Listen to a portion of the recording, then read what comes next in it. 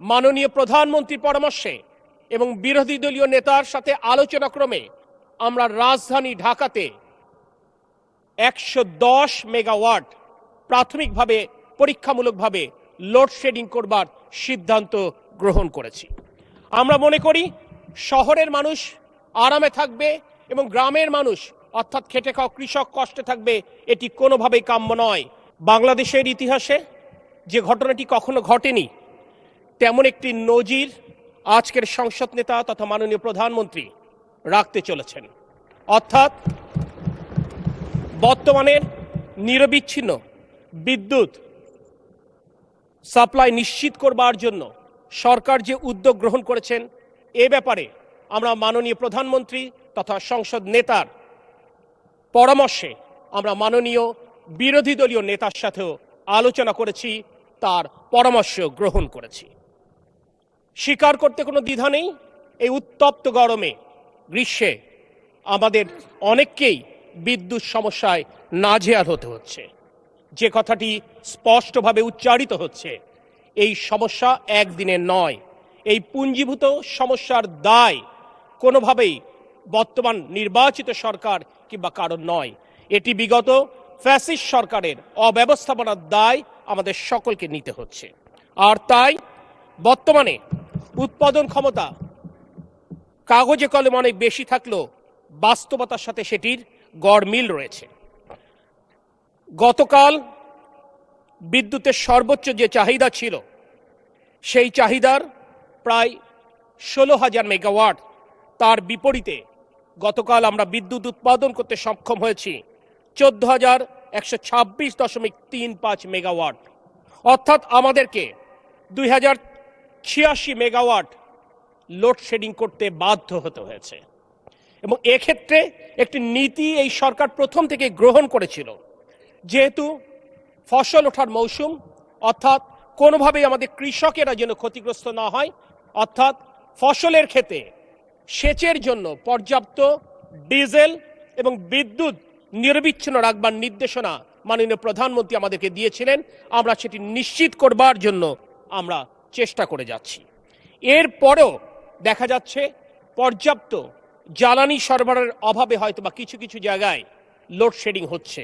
এই বিষয়টি সহনীয় মাত্রায় আনবার জন্য মাননীয় প্রধানমন্ত্রীর পরামর্শে এবং বিরোধী দলীয় নেতার সাথে আলোচনাক্রমে আমরা রাজধানী ঢাকাতে 110 মেগাওয়াট প্রাথমিকভাবে পরীক্ষামূলকভাবে লোডশেডিং করবার সিদ্ধান্ত গ্রহণ করেছি।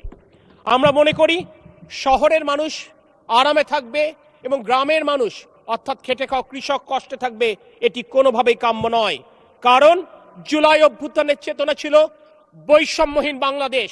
তাই সমাজ অর্থাৎ শহর এবং গ্রামের মধ্যে কোনো বৈষম্য থাকতে পারে না, এবং সেই বৈষম্য মুক্ত করবার জন্য আমরা শহরেও প্রয়োজনে লোডশেডিংয়ের সিদ্ধান্ত নিয়েছি, যাতে করে কৃষকেরা তাদের সেচের জন্য পর্যাপ্ত বিদ্যুৎ পেতে পারে। এ ব্যাপারে একটি কথা না বললেই নয়। প্রশ্ন উঠবে যে যদি আমরা বলেই থাকি যে জ্বালানি সক্ষমতা আমাদের থাকলেও তাহলে কেন এই সমস্ত পাওয়ার প্ল্যান্টগুলো পরিমিত বিদ্যুৎ উৎপাদন করতে ব্যর্থ হচ্ছে।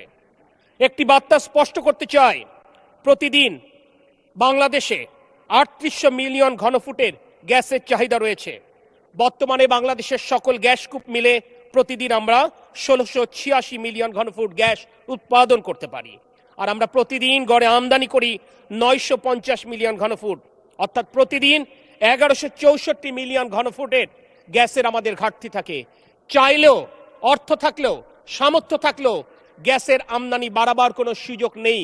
কারণ এর জন্য যে ইনফ্রাস্ট্রাকচার রয়েছে, সেই ইনফ্রাস্ট্রাকচার দ্রুত সম্পন্ন করা সম্ভব নয়।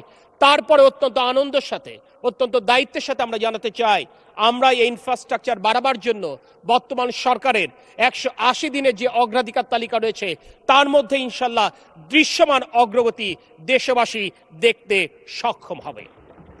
আমাদের দুটি আমদানিকৃত, একটি আমদানিকৃত পাওয়ার প্ল্যান্ট এবং আরেকটি কোল বেস পাওয়ার প্ল্যান্ট, এটি তাদের নিজেদের মেইনটেনেন্সের কারণে তারা পর্যাপ্ত বিদ্যুৎ সরবরাহ করতে পারছে না।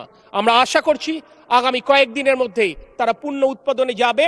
সেক্ষেত্রে আজ যে এরকম প্রায় 2000 মেগাওয়াট লোডশেডিং আমরা দেখতে পাচ্ছি কিংবা কষ্ট স্বীকার করছি, এটি ইনশাল্লাহ আগামী 7 দিনের মধ্যে কমে যাবে।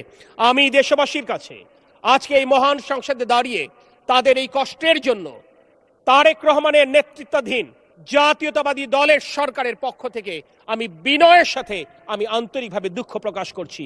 আমি শুধু আপনাদেরকে আশ্বস্ত করতে চাই, আমাদের সর্বোচ্চ প্রচেষ্টা রয়েছে জনগণের দুঃখ কষ্ট লাঘব করে নিরবিচ্ছিন্ন বিদ্যুৎ এবং জ্বালানি সরবরাহ অব্যাহত রাখা।